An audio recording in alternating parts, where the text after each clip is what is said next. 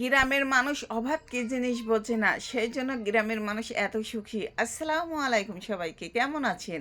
আশা করি সবাই ভালো আছেন। আলহামদুলিল্লাহ, আমিও আপনাদের দোয়ায় অনেক অনেক ভালো আছি।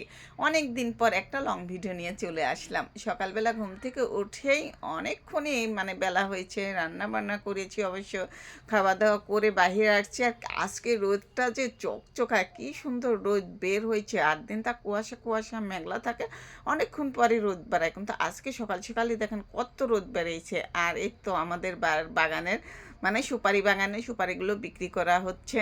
সুপারিগুলো কাঠবিড়ালি খেয়েই ফেলেছে, বেশি সুপারি নাই, তারপরেও দেখেন কত সুপারি হয়েছে। আর এই গাছগুলো আমাদের নানা ভাই লাগা দিয়েছিল, বাড়ির আশপাশে একটু ফাঁকা রাখেনি, সব জায়গাতে আমার নানা ভাই কিন্তু অনেক গাছ লাগাইছিল। সেগুলো কিন্তু কিছু গাছ নষ্ট হয়ে গেছে, কেটে ফেলেছি, আর কিছু কিছু গাছ আছে সুপারি গাছগুলো তো রয়েছে। আর ওই বস্তা সুপারি অন্য বাগানে, ওটা বাগান ধরেই বিক্রি করে দেওয়া হয়। আর আমাদের বাড়ির আশপাশের যে কয়েকটা গাছ আছে, ওটা বাড়ির পর থেকেই 200 করে বিক্রি করি কাঁচা বাজার খাওয়ার জন্য।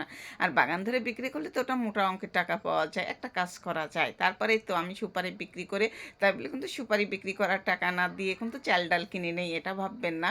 যাই হোক, ওটা কিন্তু কাঁচা বাজার করা যায়, টুকিটাকি বাজার করা যায়, যখন হাতে দুই এক পয়সা থাকে না, সেটা দিয়ে কিন্তু ওই কাজটা করা যায়। আশপাশের গাছগাছালি থাকলে ফল ফলিশি বিক্রি করে কিন্তু এই একদিন দুই দিন চলা যায়, কাঁচা বাজার করা যায়। এই জন্য গ্রামের মানুষ কিন্তু অভাবটা অত বোঝে না।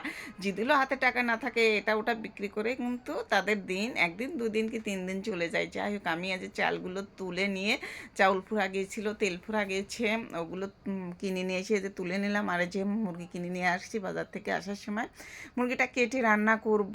আর এদিকে কেটে ধুয়ে রেডি করে আমি এটা যে আমার ফুল গাছের পানি দেওয়ার জন্য চলে আসছে আমার বাড়িতে।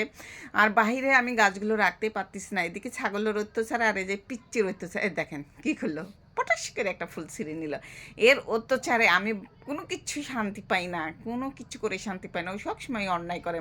বাইরে যেদিন রোদের উপর রেখে দেয় গাছগুলো, ছাগল এসে খেয়ে দেয়, আর এই যে পণ্ডিত নষ্ট করে ফেলে দেয়। আর দেখেন, এখানে পানি দেওয়ার জন্য আসছি, ও আমার পিছ পিছ এসে সাইকেল নিয়ে খেলতেছে, রিক্সা নিয়ে খেলতেছে, আর আমার গাছের ফুলটা দেখেন কিভাবে ছিঁড়ে দিলাম। ধরতে ধরতে অন্যায় করে দেয়, খুব অন্যায় করে। যাই হোক, আমি গাছে একটু পানি দিয়ে তারপর চলে আসলাম রান্না করার জন্য।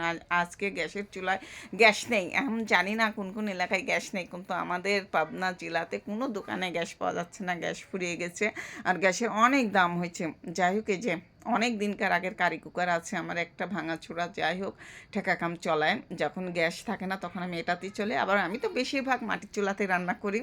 তাই আজকে মাটির চুলাতে রান্না করতে ভালো লাগলো না, দেরি হয়ে গেছে, অনেক কাজ করেছি তো এই জন্য এই তো কারি কুকারেই তুলে দিয়েছি। আর মাংসটাই রান্না করবো, আজকে একটা তরকারি রান্না করব। আর আমার রান্না বান্না শেষ। আর মাশাআল্লাহ, রান্নাটা কিন্তু অনেক মজা হয়েছিল। সবাই ভালো থাকবেন, সুস্থ থাকবেন। আর সেই